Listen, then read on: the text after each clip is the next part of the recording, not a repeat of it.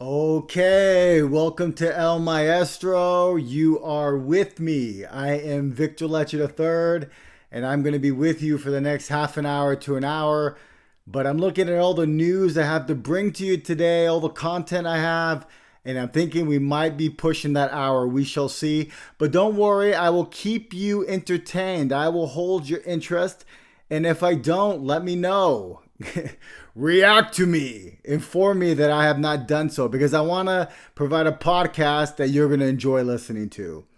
So I wanted to begin with just a couple things from off the top. I have been doing podcasts before, but this is the first official one that I'm going to post. There are some prequel ones that I was doing test runs with to see how it would go. And I recognized I did like doing this and I felt like, you know what, they were pretty good. So that's why I decided to go ahead and make a go of this. I will go ahead and post those eventually. You may hear me sometimes refer to those. So you're like, what are these prequel podcasts? That's what it is about. Also, some other things that I like to say off the top of this show. The first thing is that sometimes I munch during my podcast. So hopefully that doesn't bother you. I might be munching on some chips or crisps, as we say in the United Kingdom. I prefer Takis, just so you know. Or I might be, drinking something that like a Monster or some sort of energy drink to give me the energy to get through this podcast and to give you the kind of content that you require. The other thing might be is that sometimes I forget certain things I'm trying to recollect, things that I'm trying to bring to you in the podcast. And that's really because I suffer from ADHD, attention deficit hyperactivity disorder. I don't say it to get your sympathy, although if you give me some sympathy, I surely will take it. But I just say it because it may come a moment where I'm pausing and I can't remember what the next thing is I'm going to say. And I'll say, hold on, well, I'm having an ADHD moment. The beautiful thing about podcasts as opposed to a live broadcast is that I can do that. I'll just pause and then I'll go ahead and recollect what I wanted to tell you and unpause. And for you, it will be seamless. So with those things out of the way, I wanted to go ahead and give you my first official podcast by saying what a beautiful day it is today. It's a gorgeous Sunday. Today is the 13th of April. 2 days of tax day here in America. So I hope you're preparing for it. I actually don't have to file taxes this year. Yes, because I was living in Great Britain last year. But I hope you got out and enjoyed the gorgeous weather. It was beautiful in the mid 70s. I love it. I actually went and saw my friend play. His name is James Eagle, and he was playing at the Milpitas Farmers Market in the Great Mall. For those who are listening and are not familiar with California, or the Bay Area, I should say, because you might be from Southern California. The Milpitas is in Silicon Valley or the Bay Area. And it was a gorgeous day, and he was out there and he was playing music and it sounded great. And then, you know what? I just decided to go ahead and get myself a cookie. There was a stand there. It was a bakery that was there and they were selling cookies. I got to be honest with you.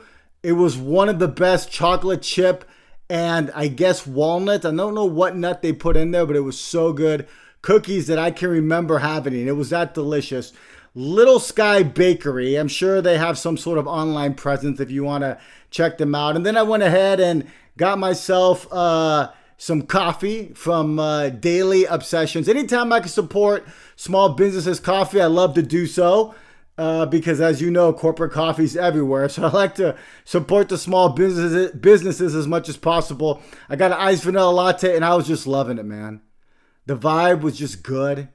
And you know when you hit that sweet spot, it's like mid 70s, you got your coffee, you got your, cookie, or maybe you're out, you were watching some sort of sports and you got your brew and you're just sitting there and the sun, it's great.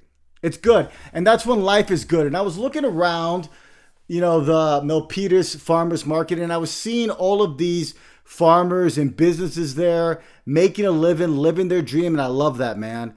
Like, that's like the quintessential American dream. And I come to find out, not just the American dream. We know it here because in America. But I saw it also in Great Britain, But that's just a good dream to have.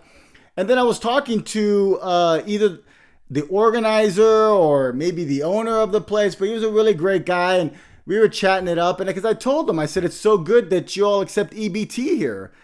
Food stamps. I actually saw it there. I couldn't believe it. That was such a great thing. There's so many working families, hardworking American families who use food stamps, especially here in the Bay Area or in Southern California, where gentrification looms large. The cost of living here is really expensive. To rent an apartment, or we would say flat in Great Britain, but here apartment, incredibly expensive. You're looking at $2,000 to $2,500, more likely $2,500. And any place where there's gentrification, where the cost of housing has gone up exorbitantly, it's difficult. And so food stamps helps with that, man. And it was so good that they did that. And then he was saying, I'm kind of a little bit worried about what's going to happen now with these cuts. And he didn't really say it like that, but he said, I know people are talking about that there's some fraud. And then that's how the conversation developed, right? And I told him, I was like, yeah, but he said, like, what? It's like 3% fraud. I mean, that's 97% of the time the program's working. That's a successful program. And no program's going to be 100%. There is no perfection, by the way. So that's why we have auditors. But to go ahead and to cut food stamps, to cut SNAP from the hardworking American people, the middle class and the poor, horrible idea. And that budget was passed by Republicans. They went ahead and cut Medicaid by $880 billion over the next 10 years. That's $88 billion every year. That are programs that are going to be really helpful for those who are in need of those services that Medicaid provide. And you may not know what Medicaid provides. And just quickly, I'll tell you, I work in the mental health field, and there's so many people who rely on Medi-Cal, which is the California state version of Medicaid. They get the money from the feds, and then they go ahead and they call it something else. I don't know what your Medicaid is called in the states, but in your specific state, but so many programs, a lot of elderly are on that program. We're talking about in places where rent's very expensive or housing's very expensive. They rely on those services, whether it be healthcare, mental health, so many things that Medicaid fund. So, it's going to be detrimental. And Representative Al Green was correct when he said, Americans will die because of these cuts. And it's true. And, House Speaker Johnson said this, Mike Johnson, this was his response, or one of his responses to having the cuts or the budget passed. He says, you return the dignity of work to young men who need to be out working instead of playing video games all day. Yes, because young people only play video games and don't work, bro. He's so out of touch, mate. Way out of touch. Do you know how many young Americans play video games and still work? Do you know how many millennials, they wouldn't say they're young anymore, play video games and still work? Do you know how many Gen Xers, that's like my age, we're talking like 50 and below, play video games and still work? What a ridiculous statement.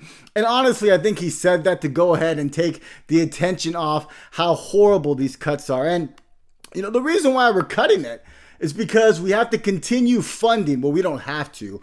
The Congress, this Republican-controlled Congress, wants to continue funding the Trump tax cuts to the wealthy that were passed in 2017. That's like a reverse Robin Hood, man. They're basically taking from the poor to continue these tax cuts.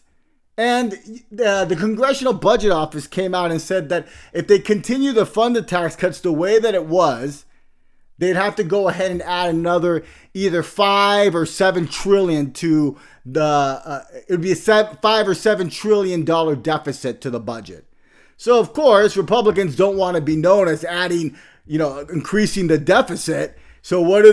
They go ahead and they cut Medicaid and food stamps. Horrible, horrific. And we're going to get to that in a little bit more, because I know Democrats are standing up to it, and rightly so. Al Green said he doesn't have a mandate to do that. Bernie Sanders and AOC and Alexandria Ocasio-Cortez are out, doing like a tour, talking about fighting the oligarchy, talking about repealing these cuts or stopping these Medicaid cuts, that it's a cut for, the wealthy. But the reality is that they were in power and they did not repeal these cuts. And we're going to get to that later on, but I just want to bring that to you because in this podcast, we are really going to give you balance. It's going to be balanced. Now, I'm going to let you know off the top, I'm on the left, but I always give credit where credit is due, and I always hold everyone accountable. And if I don't, go ahead and hold me accountable. That's what I learned. And so, Senator Sanders was the head of the budget committee in 2021 when they passed that budget through budget reconciliation. And they could have attempted to repeal those tax cuts, and they didn't. Now, I want to be honest with you. Would it have passed? Probably not. You had Joe Manchin, who was hardly a Democrat. Kirsten Sinema, a little more to the left than Manchin, but not much. And they had only a razor-thin majority in the Senate. It was 50, and then, of course, Kamala Harris would be the tie-breaking vote in the Senate. But they didn't even try, and now here it is saying, oh, they're trying to fund this tax cut. And I'm like, I didn't hear about no new tax cut. And then I recognized it was extending the Trump tax cuts. So you have to watch the language because they're trying to go ahead and rally people. And since there's only two parties, they can go ahead and split us very easily. For those of us who want to be more informed and hoping for one day there's more parties in this country, you have to really get more into the weeds. Remember, the devil is always in the details. Speaking of the details, as you know, tariffs have been being passed left and right by our fearless leader, Donald Trump.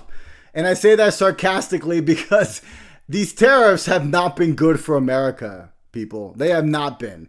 And the reason why I say the devil's in the details is because it came out yesterday, I guess on the 12th of April on Saturday, that the United States was going to pause, or they were going to go ahead and pause some of the Chinese tariffs, which are now at 145%. So for imports us importing from China, they were going to pause tariffs on smartphones, computers, and integrated circuits.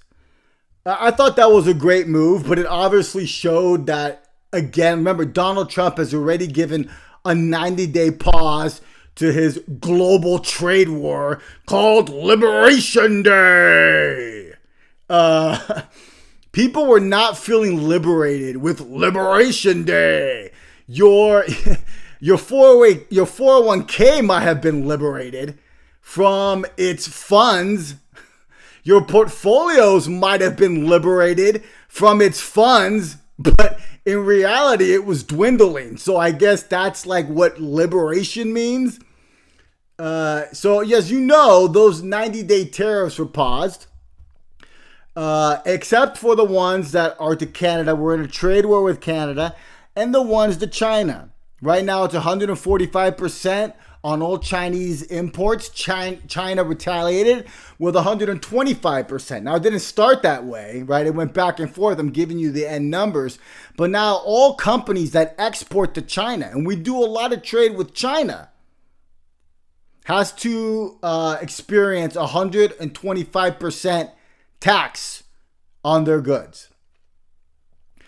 So I thought this was really good that they went ahead and paused these tariffs for smartphones, computers, and integrated circuits. Because I remember a time as a Gen Xer not too long ago where laptops were not affordable.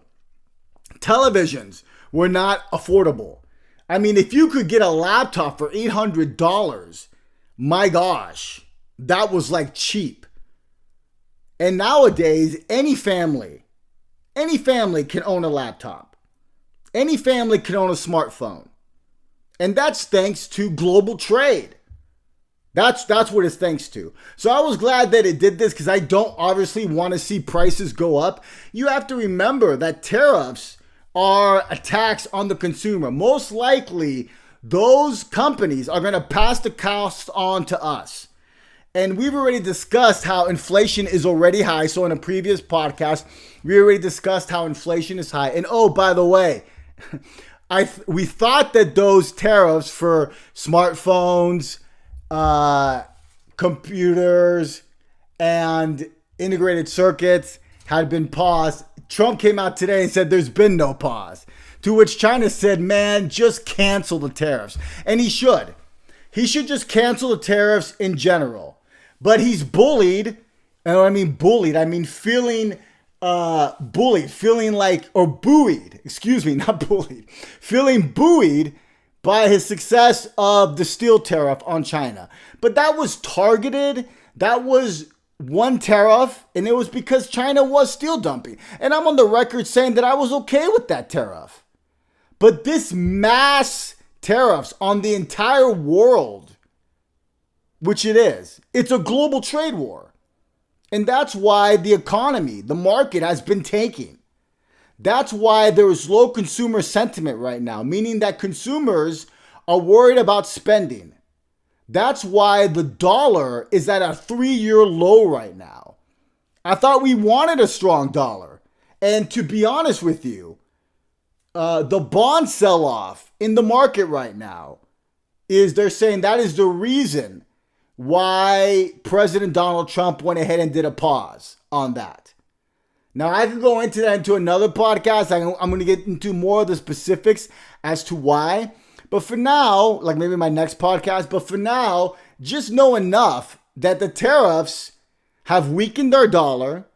They've crashed the markets, which means it's going to affect your 401ks. Your 401ks, right, are directly related to how the market performs. Or your 403bs. Or your pensions. But Jeanine Pirro from Fox, she says, I don't really care about my 401k when they asked her. She must be the only one who doesn't out of the 200,400,000 Americans who have a similar 401k plan or 403b plan. That's how out of touch she is. But I mean, obviously she's getting money from other sources. So yeah, she doesn't care about her 401k. You're not the average American, Jeanine Pirro. You're not. 60% of Americans have 401ks or a similar plan. You don't think they're worried about how the market is doing? Now, most of the time we're worried about the market and we're like, okay, there are things that happen that, we really can't control. But in this case, we can. We could cancel tariffs. We could stop this whole trade war. There is a direct cause, there's a direct correlation, cause and effect, to when Donald Trump started placing tariffs to the market falling to correction and then to bear territory, meaning 5% down, then 20% down. In fact, I said this before in a previous podcast, the Dow, after Donald Trump had announced Liberation Day, Tariff Day, the Dow dropped 1,500 points back to back. That had never happened before in the market. And that's affecting people's 401ks. That's affecting their retirement. It's also affecting the pension plans. Another 19% of Americans have pensions. That's a total. You count the 401ks, Americans with 401ks or similar plans, and pensions. That's 263,860,000 Americans, roughly 79% of the American population. I mean, Republicans better get a clue. Because if Donald Trump continues these tariffs, the only reason why the market did not crater was because Donald Trump did a pause on these 90-day tariffs. And then you add the bond sell-off. What's really strange is normally when the market is cratering, that means in stocks and equities, people flock to bonds because, they're less risk. You can have, they're less volatile. Well, they're less risk. They can be volatile, but less volatile than, say, the S&P, the S&P, the Dow, or the NASDAQ, or equities or stock market in general. You are going to get, an interest rate payment, a coupon payment is what they call, during the life of the bond. Plus, whatever, interest is there at the bond when it finally matures. So people normally go into these bonds during an uneasy market, especially during a bear market like we have now. And guess what? They're not. They're selling off. So this is really bad. That's how bad tariffs are. It's a double-edged sword. So where are people going? Well, for a long time, one of them is gold, by the way. Gold is, if you got into gold in January, whoo! Well done. Well done on you. But what other people are doing is, before the US dollar, the bond market was seen as a good store for Americans in uncertain times, in uncertain market times, in uncertain financial times. And now I read some article where the Swiss franc is up 5%, or up to 5%, something like that. Now, 5% doesn't sound like a lot, but it was significant considering where it had been before. So what does that tell you? That people are moving their money outside of America. This is not good, people. Now, let's go more into a trade war. We know the imports.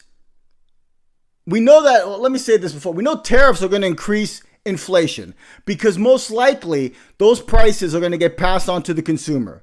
Prices are already high due to COVID. The American consumer doesn't want to have to pay more. I saw some article saying, and this was a few months ago, that American credit card debt is at its highest in a very long time.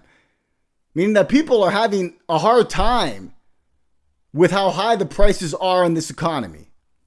So now you're going to add more higher prices, more inflation with tariffs.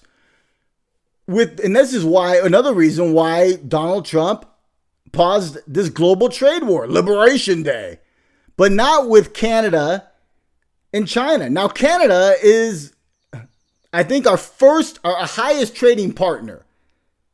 And then China is second, followed by Mexico. I might have them mixed up, but either way, top three.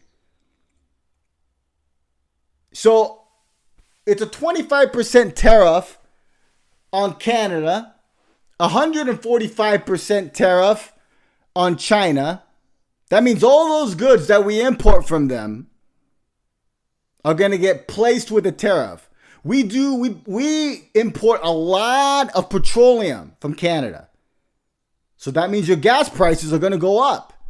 We import a lot of lumber from Canada. I might have said we import a lot of petroleum from America. If I did that, there you saw my ADHD. I meant from Canada. Also a lot of lumber. Lumber, it's a 25% tariff, but I think sometime soon, in a few months, it's going to go up to 35%. Some economists and analysts have said that I will add another $10,000 upon each home. It's already difficult to own a home here in California. But I also saw another statistic, and next time I'll get them to you in the next podcast. You can look them up. I'm not just pulling things out. I use reputable sources, by the way. I use multiple sources, by the way. I want to make sure the information I'm giving you is correct, not just from some sort of blogger. But there are a lot of homes right now that are not being bought because the American consumer doesn't have the liquidity to do so. And mortgage prices are going up thanks to the bond sell-off we're having. Just so you know, they're linked. I'll go into that in another podcast. So that's not going to help stimulate the home building economy. So that's imports. And there's a lot of things we import. We talked about the electronics from China, a lot of things. Let's talk about the exports. Because there's a lot of companies who export to China and Canada. And they're going to be affected now with either a 25% tariff on their goods that are being exported or 125% tariff that they're exporting to China. Let me give you some of these companies. See if you know them. Coca-Cola, PepsiCo, Dow, Merck, Cat for Caterpillar, Apple, Boeing, Lockheed Martin, Intel, ExxonMobil, Chevron, Ford, GM, Pfizer. Do I need to go on? Yes. Levi Strauss, Haynes. In the agricultural sector, Cargill, Tyson, Johnson & Johnson, Lilly, Kraft Heinz. That's a lot of American businesses. And you likely knew all of those names, if not most of them.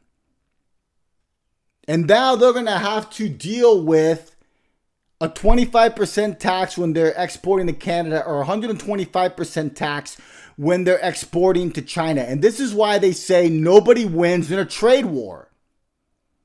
What does that mean for those companies? Well, they're going to get less revenue. Obviously. Either the revenue will be affected by the tax, or the consumers in those markets in Canada and in China won't want to buy these products because they're going to be more expensive. Which means what? Less revenue. Which means what?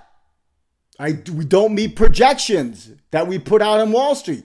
Which means what? Well, if you have less revenue, that means that, you know what, it could be affecting your profit. And that means what? You already know where I'm going with this. That means you have to go ahead and downsize. And that likely means one of two things.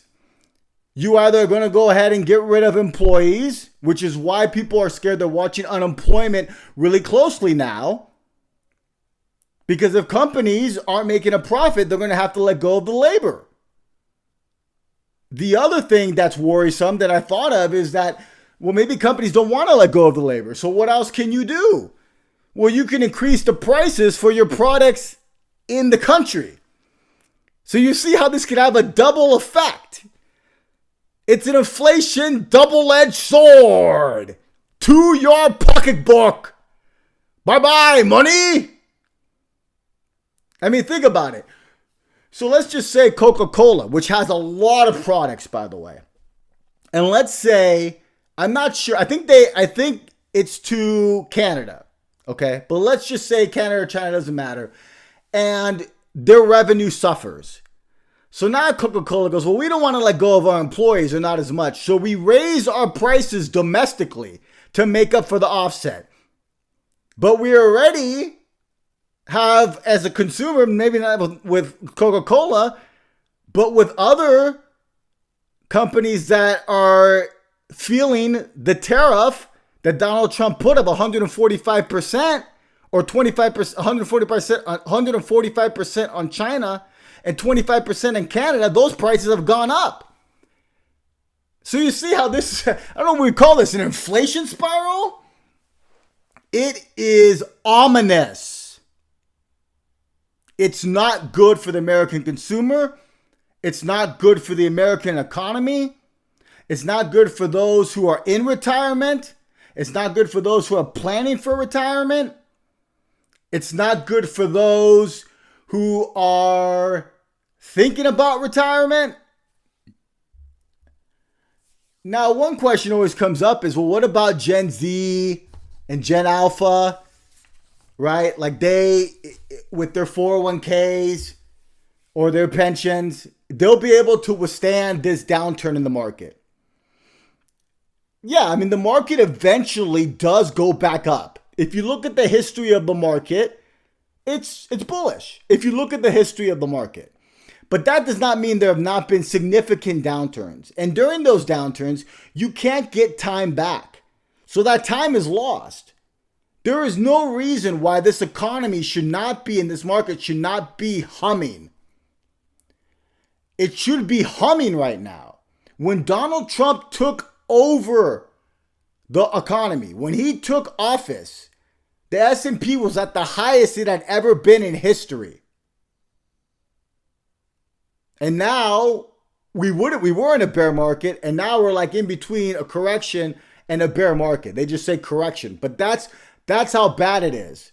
In other words, Gen Z and Gen Alpha, you lost that time. You can't get it back. Now it'll recover, but you got to take that percentage that you lost and put it on top. Put it on top of where it was. Now, of course, it doesn't always go up, but it would have gone not always go up without a downturn. It doesn't just go straight up. It's like a roller coaster that doesn't go all the way down. There's dips. But you need to put those losses and put it on the top to see, my gosh, how much potential income or potential savings in my retirement did I lose? The other thing to think about, Gen Z and Gen Alpha, is that the purchasing power that you have now, it gets eroded with inflation. And this global trade war, this liberation day, these tariffs are going to increase inflation. I saw something on Reddit. It was infographics, and it was maybe by some bureau, but I want to say Bureau of Labor Statistics, but that wasn't it. But it showed how we have the same purchasing power today as someone in 1978. You're making more money, but you're not able to purchase more. The more that inflation goes up, the more that's the case. So even though it will go up in regards to the market, how much will your purchasing power be affected to where you can't purchase the kind of things that you used to be able to afford? These tariffs have to be canceled. They have to be repealed. The other thing to think about is the word now is recession that everyone's talking about. And just so you know, you're like, oh, you're a lefter. That's why you're saying this. You're anti-Trump. No, I'm not. I'd be saying this if Biden was implementing the same sort of tariff madness that Donald Trump is. In true to form, Senator Ted Cruz said that if these tariffs bring us to a recession, there's going to be a bloodbath in the midterms. And you're dang right. You mess with people's money in their pocketbook, they're not going to forget. The other thing to consider is, and he said this, is that he's not for a tax on the consumer. Since when are Republicans for taxes? I mean, it's alarming. But let's talk about recession. Now, when we talked about earlier about, those companies that are exporting that I listed to you, right?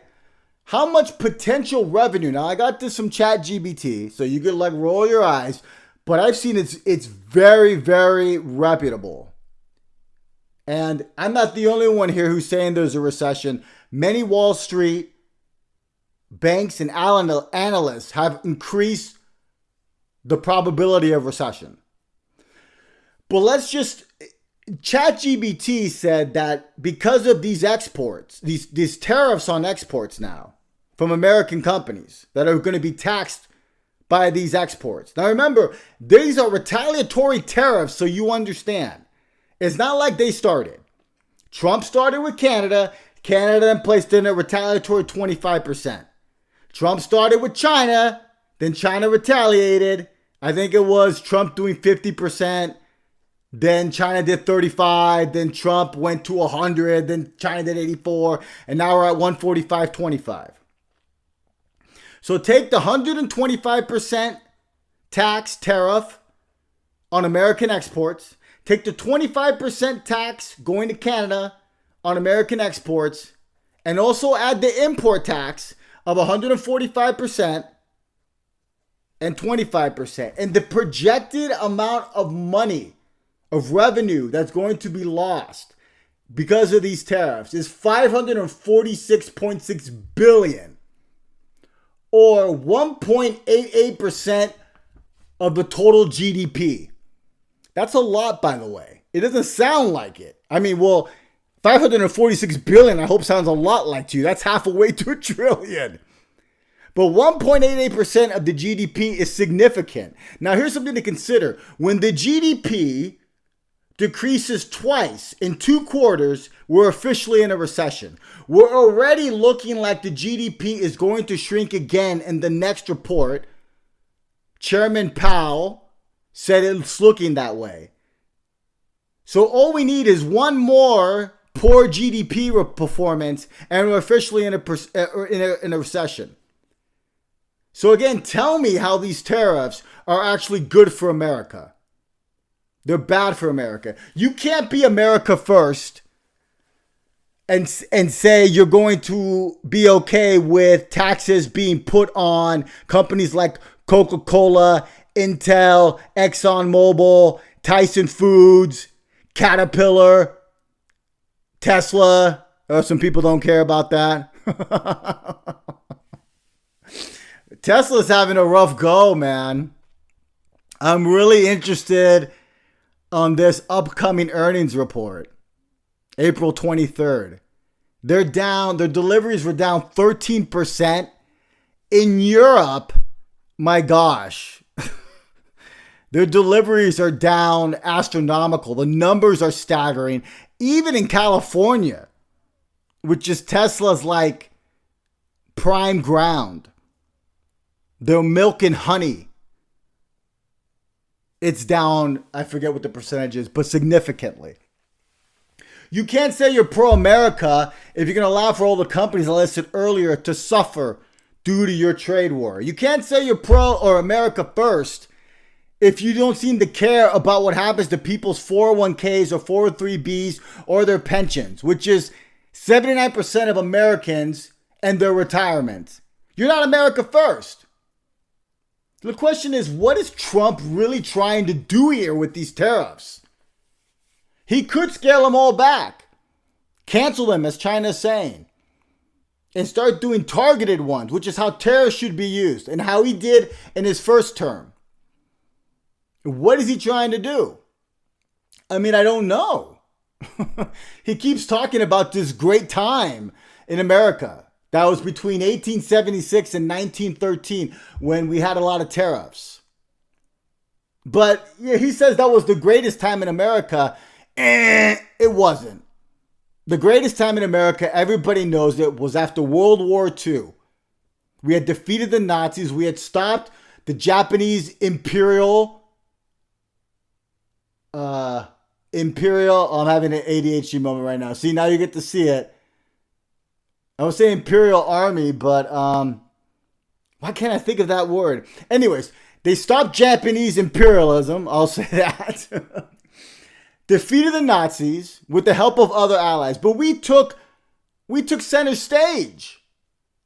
It became the U.S.-led world order after that because of how instrumental America was in stopping that world war. Don't get me wrong. Great Britain was involved.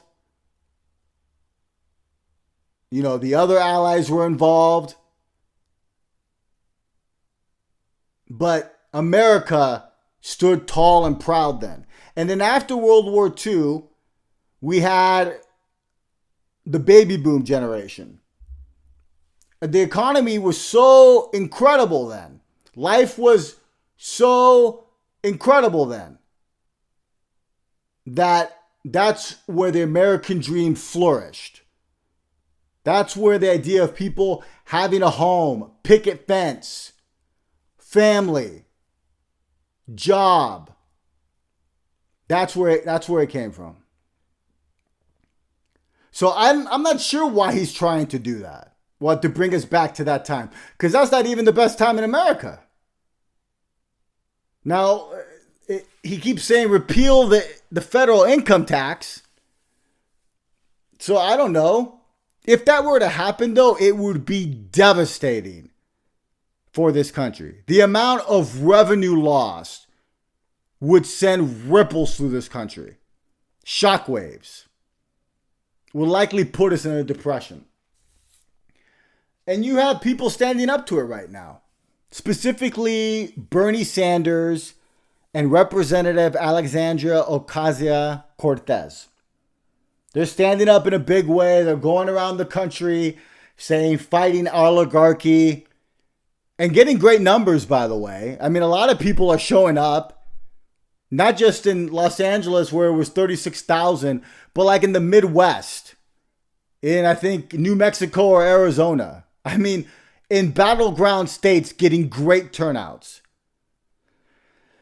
For me, I don't, and this is what I was saying to you earlier, I want to keep a balanced viewpoint. Now, I'm going to tell you, I was a burner at one time. I would still consider myself a progressive, but there are no progressives here. I mean, there are, but they don't have a voice. They don't have input in the political process. Now, when I went to the United Kingdom, it was incredible. They have a parliamentary system there. And there they have like 5 major parties. I mean, there are a lot more, by the way. But I'm just going to list you these. You have Labor and you have Conservatives. And that would be like your Democrats and Republicans here. Then you have your Lib Dems, which are probably like progressives. That's where I would likely be. And then you have your Greens, which are like Greens. And then you have your Reform, which is probably like the Trump base here. It's incredible. And they all have a voice in Parliament. Now, this past election, Labor won big. Huge. In fact, it was the worst drubbing Conservatives have experienced since like 1876 or something. It was massive. We don't have that here. We live in a duopoly. It's either Republican or Democrat.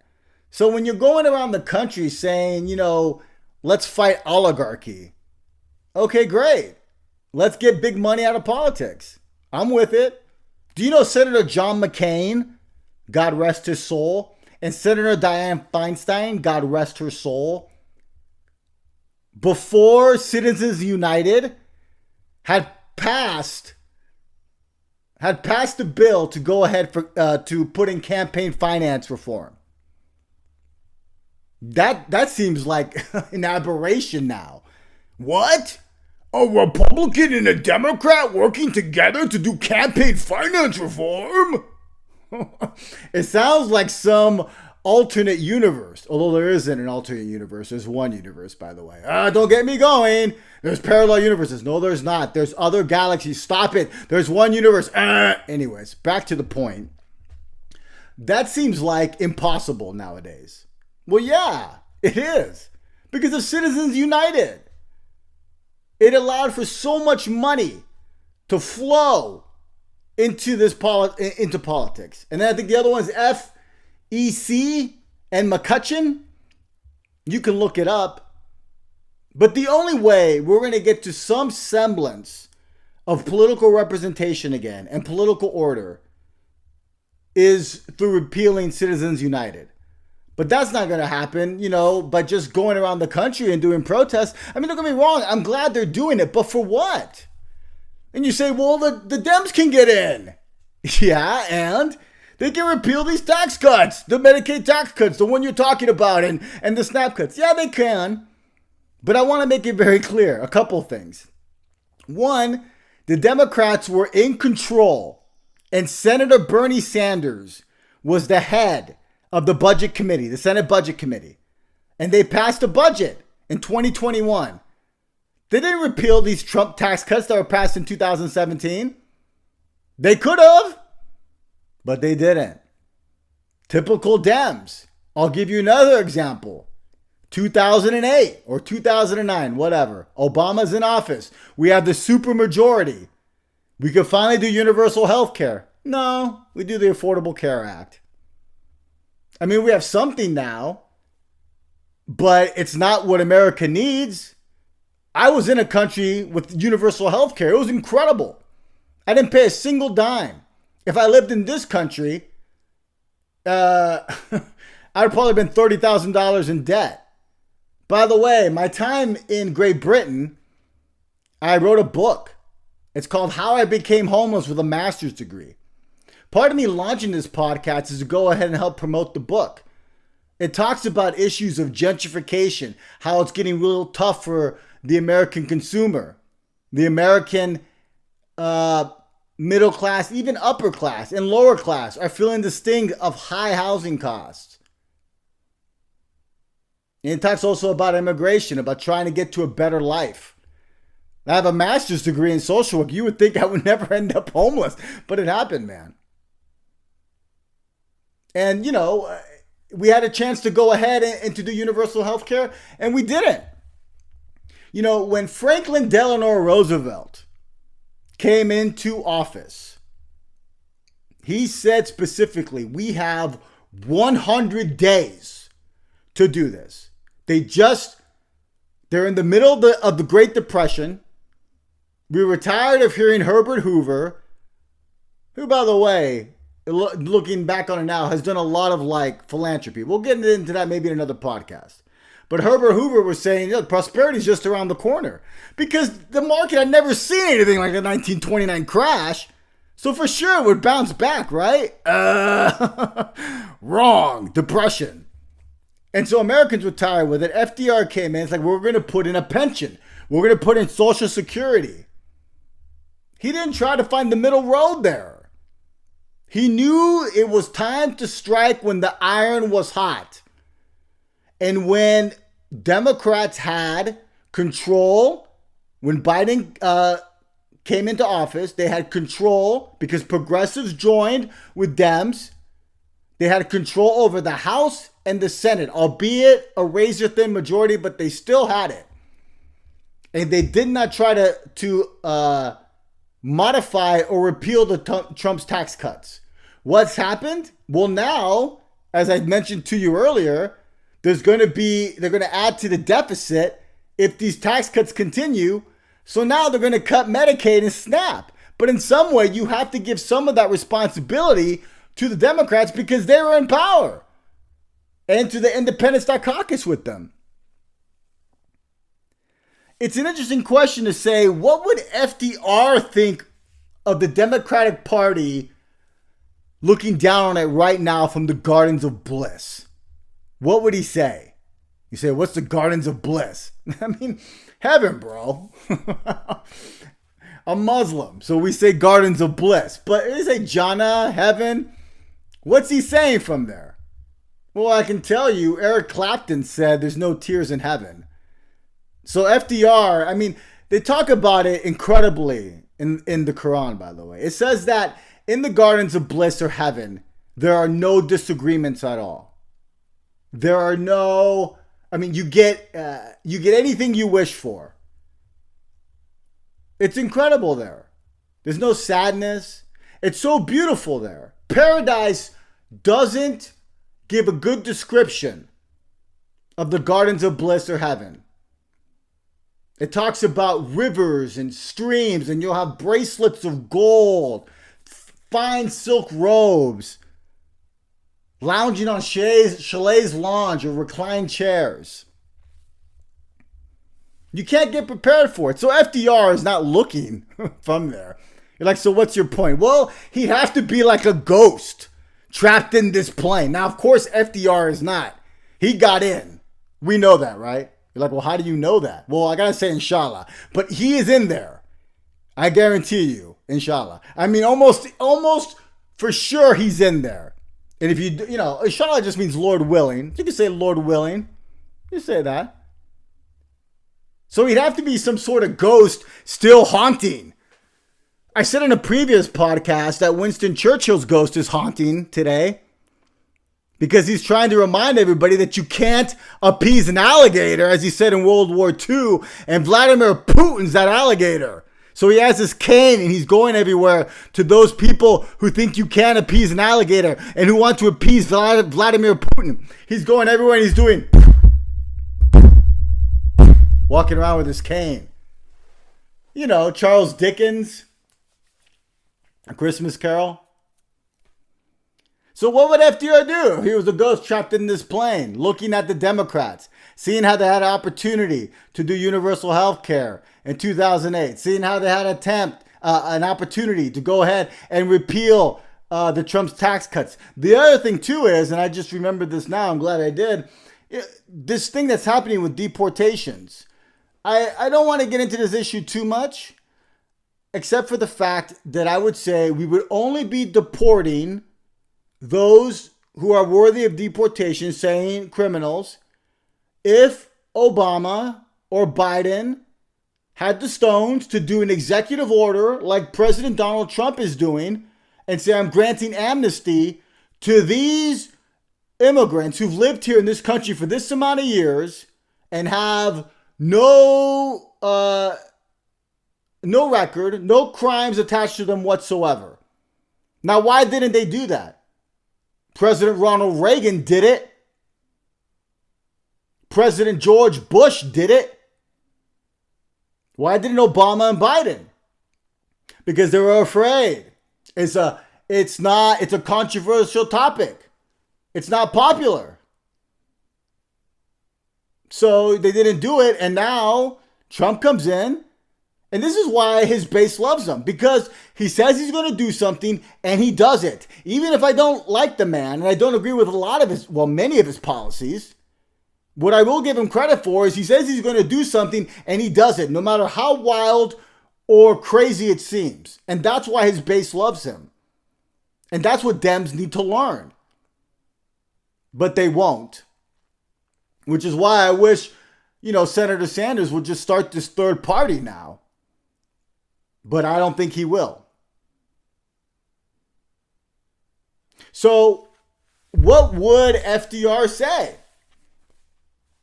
at seeing a chance to pass universal health care or Medicare for all in 2008 with the supermajority? Didn't. Had an opportunity to, with executive order, grant amnesty to these immigrants who now have lived here a long time, don't have any crimes attached to them, and are being deported. And in the 2017 Trump tax cuts for the wealthy not being repealed or modified. Well, I hesitate to use disappointment because disappointment is a guilt-laden word, and guilt, I don't subscribe to it anymore at all whatsoever. It's destructive. The first time I heard that was in Buddhism, actually. Like, but you said you're a Muslim. Yeah, I converted. I was actually born and raised Catholic, just so you know. But that guilt is a destructive emotion. So I don't want to say disappointment because it's such a guilt-laden word. So the word I like to use is disheartened. By the way, that might be something that, you remember also I'm a social worker. I work in mental health. This is just a suggestion. You don't have to do it, but maybe start using disheartened instead of disappointed when you're talking to your children. I'm disheartened. And you say disappointment for when it's really something that is disappointing. And I don't know what FDR would think and say. But he definitely would be sad at where the party is right now. Perhaps he would say he's disheartened, or perhaps he would say he's disappointed. And I hate to leave you on that down note, because it's like, bro, you left us there. There's nothing to bring us up on. Well, you know what? This is the great thing about life. You can go outside right now. It's still gorgeous weather. 7 o'clock. Summer's coming. Go back outside and enjoy the weather. Or be like my dog, Lunabelle, right now. She's been listening to the podcast the whole time on her huge bed. I bought a pillow for her today, by the way. It says reserved for the dog. It's true. Isn't that right, Lunabelle? Yes, that's right. I'm going to go work out. Don't watch the Warriors, by the way. If you have it recorded, they lost. All right. That was the first episode of El Maestro. I hope you enjoyed it. We'll be talking to you in a couple days. Stay lit.